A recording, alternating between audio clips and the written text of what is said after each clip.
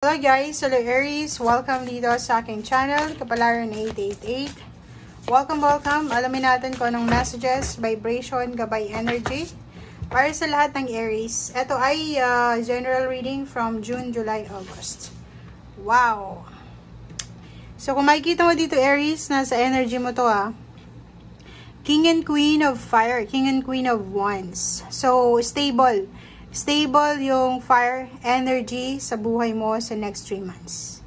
Okay? So, unahin natin dito, lalaki. Sinasabi ng baraha sa'yo na sobra-sobra kang magiging ambitious. Nakapag-desisyon ka na gawin kung ano yung gusto mong gawin sa buhay. May matatanggap kang recognition, rewards, awards. Ikaw yung nasa spotlight ngayon. Lahat ng tao nakatingin sa'yo. Lahat ng tao nakafocus sa'yo. Okay? So, if ever, kasi pag may tagumpay kang nakukuha, meron din na criticism. So, hindi lahat ng tao papabor sa'yo, o hindi lahat ng tao matutuwa sa'yo. Kasi may mga tanggapin natin na may mga naiinggit. So, if ever may mga taong ikikriticize yung kung anong ginagawa mo, huwag kang maging sensitive sa criticism. Kasi may mga taong pupurihin ka, i-appreciate yung kung ano yung ginagawa mo. So, dun ka sa positive. Okay? Huwag ka dun sa negative. Kung hindi nila ma-appreciate kung ano yung ginagawa mo, ayos lang yun. Okay? Yung iba sa inyo dito, lalaki or babae, posibleng tataas yung posisyon sa trabaho if may work ka. Tataas yung sweldo, and if unemployed ka naman, pwedeng makakuha ka ng trabaho within the next 3 months. Ito din na Queen of Wands. Sky is the limit limitless to freedom, sobrang freedom. Magagawa mo lahat ng gusto mong gawin. Walang sino man ang makakapigil sa'yo. Okay? Sobrang tiwala sa sarili. Yun ang kailangan mo sa ngayon. And huwag mong i-underestimate yung abilidad mo. Dahil lahat ng naiisip mo na gawin ay kaya mong gawin. Kaya ngayon pumasok sa isip mo kasi kaya mo 'di ba? So, trabaho naman and then relationship, kailangan ng balanse. Sa both lalaki or babae na Aries, make sure na balanse yung oras mo sa personal life and then sa career life.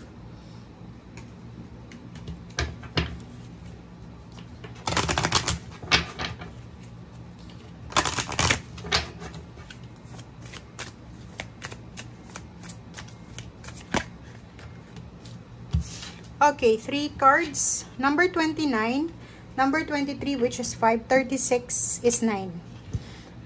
Nakikita ko sa'yo dito na maraming iba na Aries na nakaranas ng problema sa pera. Siguro for the 5 months na nakalipas. Pwedeng 5 years. Depende sa kung anong Aries ang nanonood sa ngayon. Or kung sino.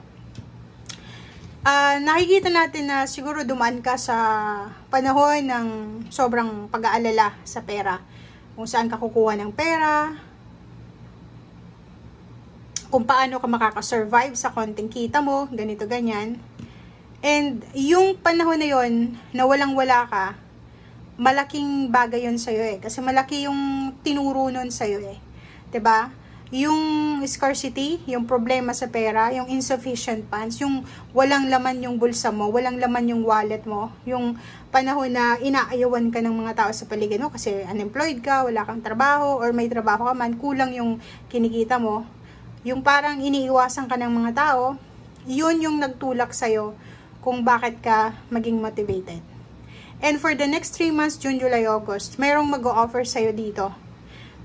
Partnership, maraming offers sa lahat ng direksyon, south, north, east, west, ibang bansa, Pilipinas, probinsya. Maraming mag-o-offer sa'yo na trabaho. Even relationship, marami din ang magkakagusto sa'yo. Marami din ang magpapahiwatig ng kanilang nararamdaman. Okay? So, comment down below if you are resonated dyan.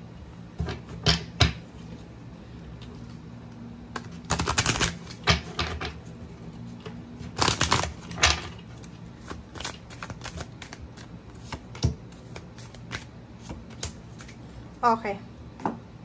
So, nakikita natin dito guys na kailangan mo pa rin ng ng assistance ng ibang tao. May nakikita ko sa iyo, Aries, na pwedeng may magulang ka or kapatid or kaibigan or relationship na pinagpipray ka niya. Okay? Siguro nanay. May nanay ka siguro na everyday pinagpipray niya na sana maging safe ka, maging secure yung buhay mo. And hindi mo yun alam. Ito siya. Courage naman, yun. So, yun yung sabi ko sir kanina dito, 'di ba? Huwag tayong maging sensitive sa criticism. If may mga taong na-appreciate ka, may mga tao din na hindi ka ma-appreciate dahil may mga lihim silang inggit or kano pa man. So, harapin mo kung ano man ang challenges or conflict na to with courage, okay? So, ibig sabihin, pwede nating harapin yung mga pagsubok na to, itong criticism na to, in a nice way or in a peaceful way, okay? So, wag nating patulan, pero nakikita ko sa'yo dito, since nandito yung King and Queen of Fire, sobrang fiery ka. So, kailangan mong umuiwas na lang siguro.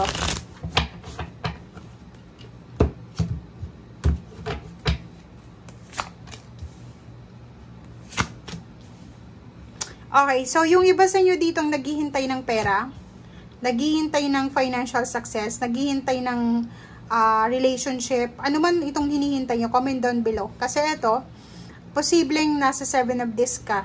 Naghihintay ka kung kailan darating yung pera, yung lump sum. Yung iba, naghihintay kung kailan magre-retire, kung kailan makakatanggap ng mga back pay or payouts, bonuses, or kano pa man. Or naghihintay sila kung kailan ibabalik yung sweldo nila or yung inutang sa kanila or kano pa man. Sinasabi ng barahan na be patient kasi nandito yung 9 of discs. Isang unexpected, yung hindi mo inaasahan na pera ay posibleng dumating sa'yo. Isang financial wish fulfillment ito, na yun ang hindi mo inaasahan. Meron din dito naghihintay ka siguro ng tulong pinansyal from your family or pwedeng from your relationship. Sinasabi ng baraha sa'yo dito na huwag kang mag-alala kasi may mga tulong na parating para sa'yo. O, tingnan mo. So, kung makikita mo dito, makakatanggap ka, relationship, makakatanggap ka ng offer of love, or offer of friendship, or camaraderie, or collaboration, or partnership. And at the same time, may lump sum of money dito, inheritance, okay? Pwedeng may ibebenta kayong bahay, lupa, sasakyan, or kung ano man to, pwedeng ito yung hinihintay mo eh, 'di ba? Naghihintay ka, pwedeng nakikipag-deal ka na ibenta yung ari-arian mo, or pwedeng bumili ng ari-arian, or pwedeng may nag-o-offer sa'yo dito ng pera, nag-o-offer sa'yo ng trabaho, or kung ano man itong ino-offer sa'yo. Sinasabi ng baraha sa'yo dito ng 10 of discs na huwag kang mag-alala. Kasi sobra-sobrang blessings, biyaya ang pwedeng dumating sa loob ng pamilya. Okay? So, financially, emotionally, sobrang magiging balanse ang 3 months na to para sa iyo, Aries. So, kung ako sa'yo, kailangan mong tanggapin kung ano yung mga blessings na to eh. Kasi minsan, 'di ba, pag may mga biyayang dumarating, especially sa energy mo, na may mag-offer sa'yo ng trabaho, hindi mo tinatanggap kasi natatakot ka. Minsan, may nag-offer sa'yo ng business, hindi mo tinatanggap kasi yun na takot ka rin. Takot. Yung takot yung nararamdaman mo. So, be courageous, guys. Yun yung kailangan mo sa ngayon. Kaya, nandito yung King and Queen of Wands kasi binibigyan ka ng fire, ng energy, na labanan mo yung or kung harapin mo kung ano man. Kasi parang ano to eh, it's a test.